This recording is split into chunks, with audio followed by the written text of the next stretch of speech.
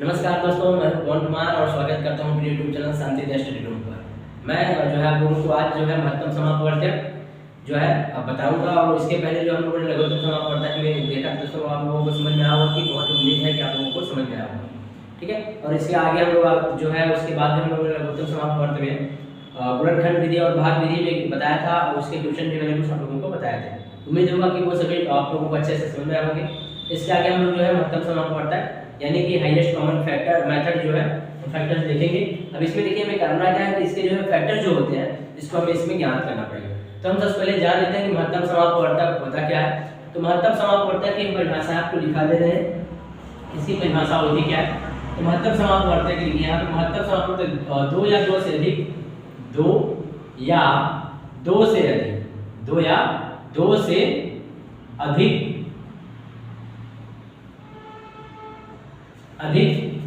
संख्याओं को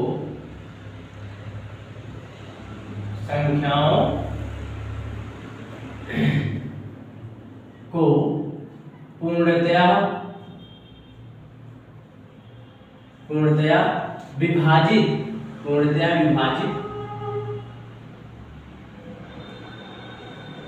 विभाजित कर देने वाली बड़ी से बड़ी संख्या, विभाजित करने वाली बड़ी से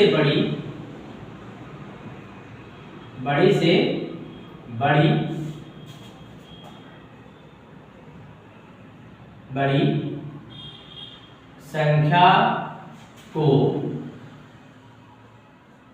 महत्तम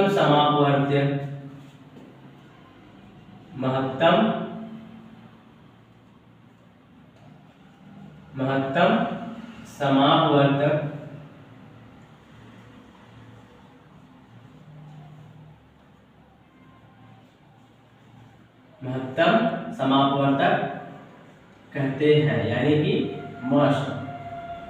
ठीक है, अब इसके बाद यहाँ पे जो है अभी हम जैसे क्या रहा है कि दो या दो से अधिक संख्याओं को पूर्णतया विभाजित कर देना।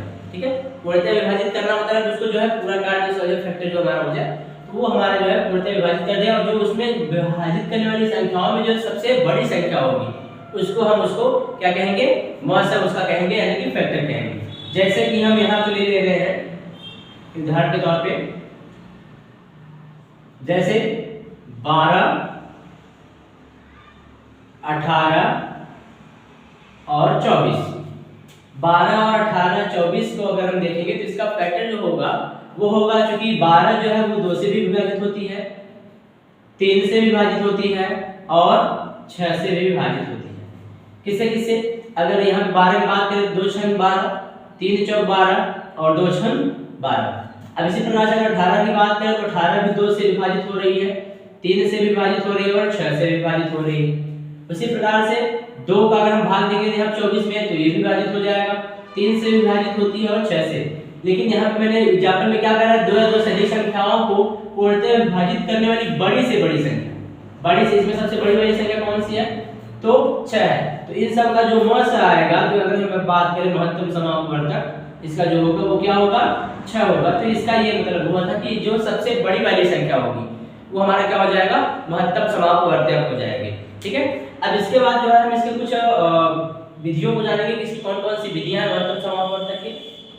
तो महत्तम समापवर्तक की कुछ निम्नलिखित विधियां हैं जिसको हम लोग अभी जानेंगे। ठीक है, तो यहाँ पे जो इसका मस होगा, इन सभी का जो मस होगा, यहाँ पे इसका जो है 12, 18 और 24 का जो मस होगा वो क्या होगा?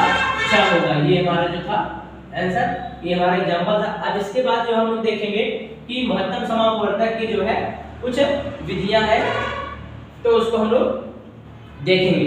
ठीक है, तो इसके आगे हम लोग जो है महत्तम समापवर्तक की कुछ विधियां मैंने कल आप लोगों को बताई थी, जैसे एलसीएम में बताया था कि भाग विधि, गुणनखंड विधि। ठीक है, तो इसमें भी हम लोग कुछ विधियों को जानेंगे। तो अगर ये देखिए आप इसका स्क्रीनशॉट ले लीजिए, हम चलते हैं इसके विधियों के बारे में जान लेते हैं। तो इसके आगे जो है हम लोग जो देखेंगे यहाँ पे मेथड जो है इसको निकालने के एलसीएम ज्ञात करने का जो है हमारा मेथड होगा, वो पहला जो हमारा होगा जो हमारा यहाँ पे पहला होगा गुणनखंड विधि। क्या होगा? गुणनखंड विधि। हमने एलसीएम में भी आप लोगों को बताया था गुणनखंड विधि, और इसमें भी गुणनखंड विधि बता रहे हैं आप लोगों को। तो इसमें क्या होगा गुणनखंड विधि, फैक्टराइजेशन मेथड,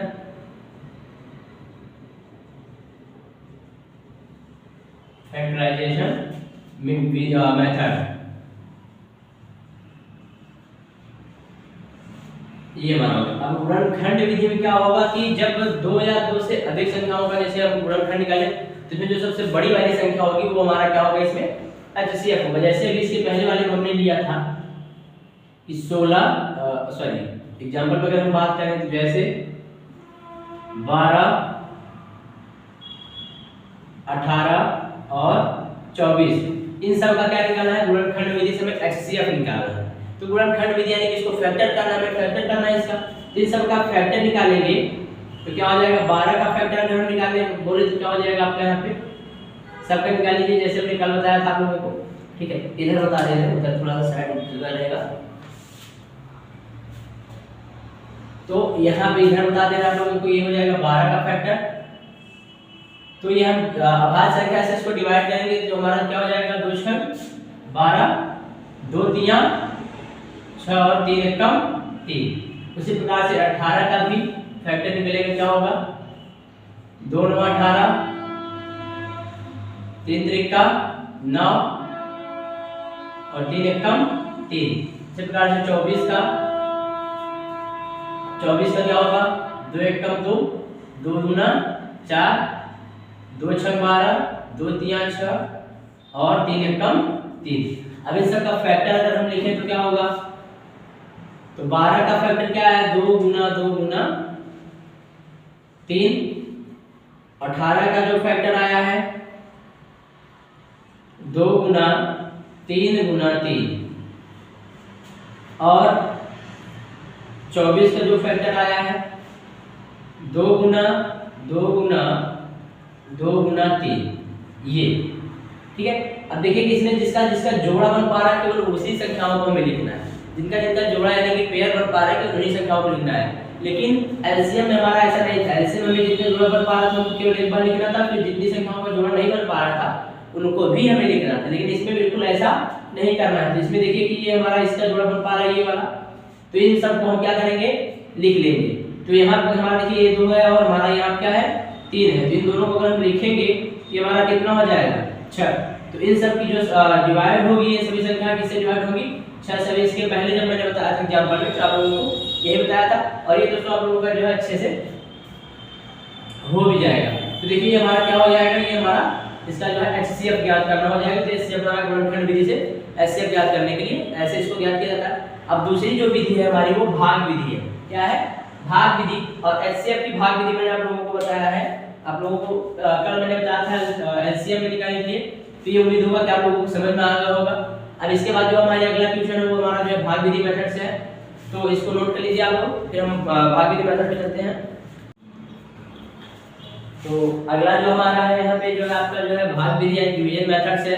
और इसके डिवीजन मेथड में आपको करना क्या है कि हमें किसी भी 2 संख्याओं को ज्ञात लेना है और उसमें उसका क्या लेना है, भाग। फिर शेषफल जो आएगा फिर उसको हम उस बड़ी वाली संख्या से भाग देंगे, ठीक है। अब देखिए यहाँ पे इसको जैसे मान लीजिए कि हम क्या करना है, एग्जांपल में 12, 18 और 27 ये हम 3 संख्याओं को लेते हैं। और इसमें हमें क्या करना है कि अब यहाँ देखिए कि इन दोनों संख्याओं में ये छोटी है और ये बड़ी है, ये छोटी है इससे बड़ी, ये बड़ी है।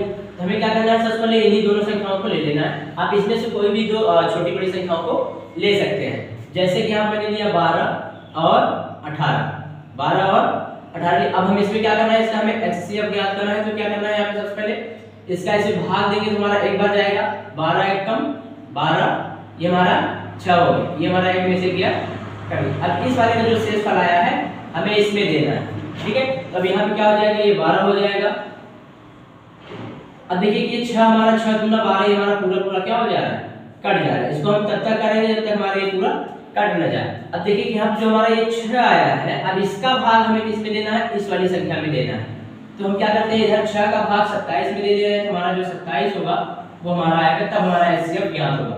तो 6 चौको 24, 7 में से 4 गया 3, 2 में से 2 जाएगा कट जाएगा ये 6, 3 दूना 6, 6 में से 6 जाएगा कट गया। अब जो इसका HCF है, अगर हम यहाँ HCF की बात करें, जो हमारा HCF है यानी कि मौसम, वो हमारा कितना आया है, यहाँ पे 3 आया है। क्या आया है, 3, क्योंकि ये जो तीनों संख्याएं हैं वो केवल 3 से ही विभाजित होंगी।